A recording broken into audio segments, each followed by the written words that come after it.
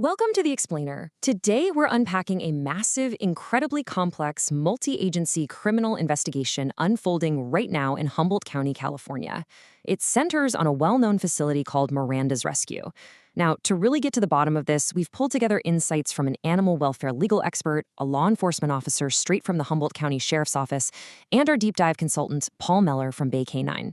We're going to look strictly at the facts, the hard evidence, and the, frankly, very complicated legal realities of a case that has absolutely captivated the nation. Okay, let's dive into this because this number is where the whole thing just drops your jaw. Between January 2025 and April 2026, records show that 918 surrendered dogs were transferred to Miranda's Rescue. But when investigators executed search warrants and actually got their hands on the business records, they found something terrifying. Out of those 918 dogs, only 116 have any records confirming they were successfully adopted out. That leaves a staggering 731 dogs completely unaccounted for, literally just gone. So here's our agenda for today. We're going to cover 1. A beloved sanctuary's secret. 2. Unearthing the gruesome evidence. 3. Whistleblowers and missing dogs. 4. The founder's defense. And finally, 5. The loophole keeping it open. Starting with Section 1, A Beloved Sanctuary's Secret. And this brilliantly illustrates the sheer whiplash the local community is feeling right now. For decades, the public image of this Fortuna-based facility completely clashed with what we're seeing today. Founded back in 1998 by Shannon Miranda, this rescue was a local darling. I mean, they won the 2007 Best Sanctuary Award from the State Assembly. They got a Red Cross Hero Award. People were literally asking for donations to the rescue in local obituaries instead of flowers.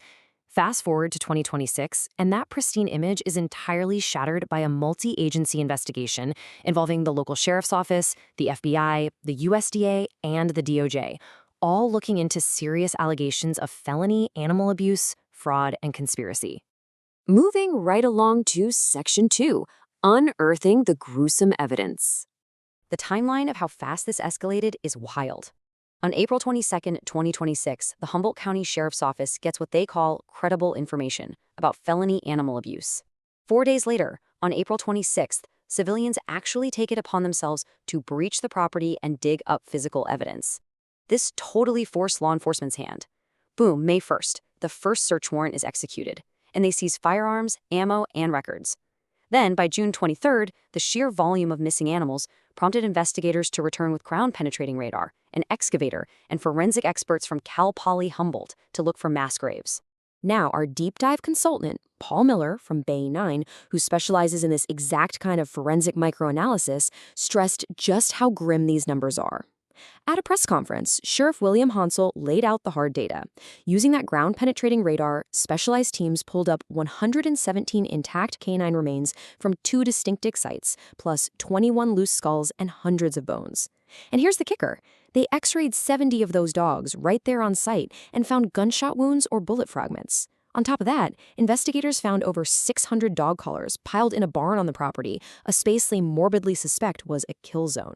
This brings us to Section 3, Whistleblowers and Missing Dogs.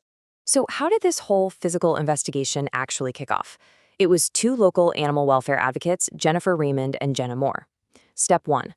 A trail camera on Raymond's neighboring property allegedly catches Miranda disposing of bodies. When local authorities didn't jump on it immediately, we moved to Step 2. On the night of April 26th, Raymond and Moore crawl through a hole in the fence, sneak onto Miranda's property, and dig up 8 dead dogs themselves. The bodies were reportedly still warm, and some had visible bullet holes in their heads. Step 3. On May 1st, they hand those bodies, which they'd actually kept in a freezer, directly to sheriff's deputies. And that exact same night, the very first search warrant was executed. Now, what's really interesting about this slide is the sheer scale of the community fallout. As soon as the sheriff's office officially posted about the investigation, it was like a dam broke. They were flooded with hundreds of tips. Just think about the people affected here. You've got folks who surrender their pets in good faith, often paying a hefty fee because they thought their dog was going to live out its days in a happy sanctuary. Instead, they're suddenly terrified their animal was killed just to make room for the next paying intake. That alleged betrayal of trust, that is the absolute core of the fraud charges in this case. And the operational impact was instant. Local cities took one look at this and immediately hit pause. Rio Del had been paying a flat $1,900 a month, Fortuna was paying $800, and Ferndale was chipping in $450. Almost overnight, these municipalities rescinded their animal control contracts, completely cutting off a major line of funding and animal intake for Miranda's rescue while the investigation plays out. Which leads us to Section 4, the Founder's Defense. The pushback has been incredibly fierce.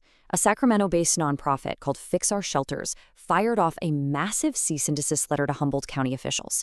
They argued that Miranda's rescue was fundamentally violating its conditional use permit. Their point was simple. The facility was approved as a care and adoption sanctuary, not a killing facility or a burial ground. They demanded the place be shut down immediately and all remaining animals confiscated. But Shannon Miranda is fighting back hard. He vehemently denies the fraud allegations and insists he has never put down an adoptable animal. His exact words were, "I never reward a survivor with death." He claims he only shot dogs as a humane final option, either because they were suffering immensely or because they posed a severe safety risk. He says these accusations are just personal vendettas, not facts, and has even threatened trespassing charges against the whistleblowers.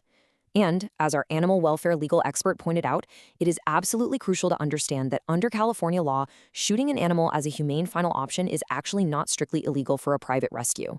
Let's move to and see how this built a picture of the community over time. If you look at these social media comments, you realize this polarization isn't new at all. Archival reports show that rumors about missing animals have been swirling around Miranda's rescue since 2013 and 2014. You've got critics who have been shouting for years about the lack of paper trails, while fierce supporters defend the rescue's cleanliness and willingness to take in unadoptable dogs. This deeply entrenched, years-long community divide is the exact environment this current criminal investigation is stepping into. And finally, Section 5, the loophole keeping it open. Now, you might be wondering, with all of this evidence, how on earth is this place still open? Well, our animal welfare legal expert broke it down for us. It comes down to the legal definition of a private animal sanctuary in California. Basically, it's an unregulated industry. There is literally no specific state permit or license required to operate a rescue. Because there's no official state certification to yank away, law enforcement doesn't have the clear-cut administrative authority to just march in, padlock the gates, and shut the operation down. So the crucial point is balancing that reality with constitutional due process. As our law enforcement contact at the Humboldt County Sheriff's Office emphasized, U.S. residents are presumed innocent until proven guilty in a court of law. And right now, Shannon Miranda has not been formally criminally charged. Plus, the county can only revoke his land use permit for zoning issues, like, a bad septic system or property line setbacks, not for animal welfare outcomes. So the facility remains open. They still have about 62 dogs, along with some cats and birds. But they are being heavily monitored now, subject to walkthrough inspections by animal control and an attending vet 3 times a week. Which leaves us looking to the future.